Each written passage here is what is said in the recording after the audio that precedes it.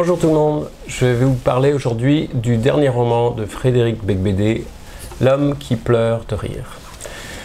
Alors c'est le dernier d'une trilogie qui a commencé par 99 francs et toutes les décennies il en fait un autre. Donc 99 francs qui parlait du monde de la publicité, qui s'attaquait à toutes ces dérives, Au secours, pardon, qui s'attaque au monde de la mode et de la marchandisation de la beauté féminine.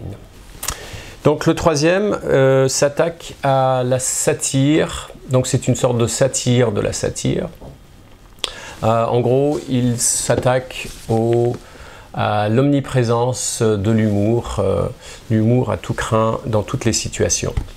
Donc on peut dire que si Pierre Desproges disait qu'on peut rire de tout mais pas avec tout le monde, Frédéric Beigbeder nous dit qu'on peut rire de tout mais pas tout le temps.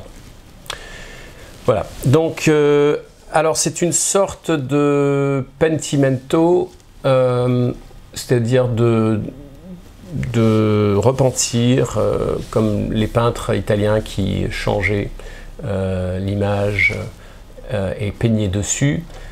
Ici, il s'attaque à lui-même en quelque sorte. C'est en quelque sorte un repentir par rapport à ses prises de position et la fête à tout prix, l'humour incessant qui se moque de tout, qui ne prend rien au sérieux. Donc on peut le comparer à Alexandre Jardin dans son dernier roman, Le vrai roman d'Alexandre, où il critique ses autres livres et donc il y a une sorte d'évidement de son œuvre en quelque sorte, hein, ce que certains ont appelé un suicide littéraire pour Alexandre Jardin. Alors pour Beigbeder c'est moins intense. Il se remet en question, mais pas entièrement. Il avoue apprécier encore ce genre de vie de fêtard qu'il avait quand il était plus jeune. Alors je trouve qu'il n'est pas moins bon que les autres dans la trilogie. Il a moins bien vendu. Alors c'est peut-être à cause du titre, qui, comme vous voyez, est absent. Alors il a choisi de mettre un émoticône à la place et ça l'a peut-être un peu desservi. Il se moque un peu de l'idée qu'un jour il n'y aura que des émoticônes sur les romans et donc en fait il fait la satire de cette société qui réduit nos psychologies, qui réduit tout à ce genre de gestes figés. Mais voilà, donc ça a peut-être été perçu comme Beigbeder qui va dans le mauvais sens. Donc on s'est peut-être arrêté au titre, donc ce qui est un peu dommage, parce que je trouve que c'est quand même un bon roman. On y trouve les mêmes qualités que d'habitude. Je vous donne juste un petit exemple. Il me contemple avec la même tendresse que ma fille quand elle verse du sel sur une limace. C'est quand même plutôt bon comme image.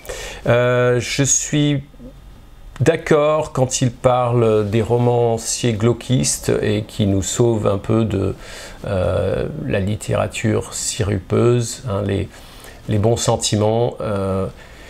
Et comme disait André Gide, on ne fait pas de la grande littérature avec des bons sentiments. Donc son attaque de cette littérature doudou est quand même appréciable de nos jours, parce qu'on est quand même souvent entouré de bons sentiments en littérature. Pas que ça serait réducteur de réduire la production actuelle à un étalage de bons sentiments.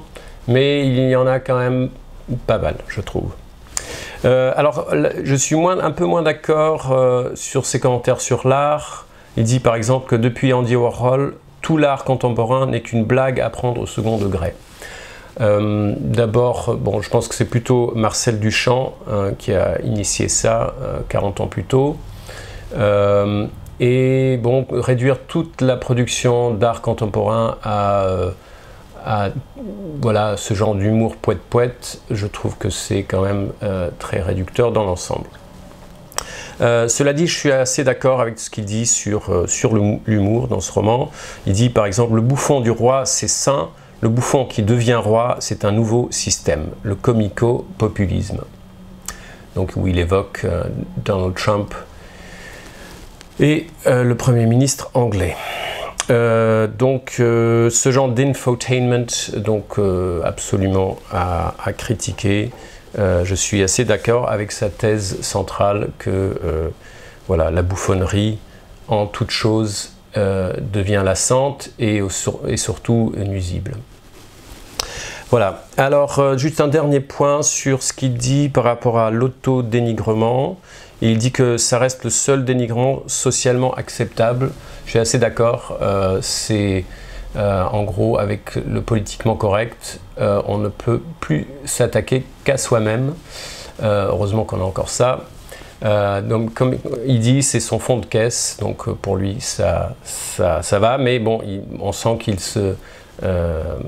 il trouve que c'est excessif, ce retour en arrière vers les choses qu'on doit taire, les tabous.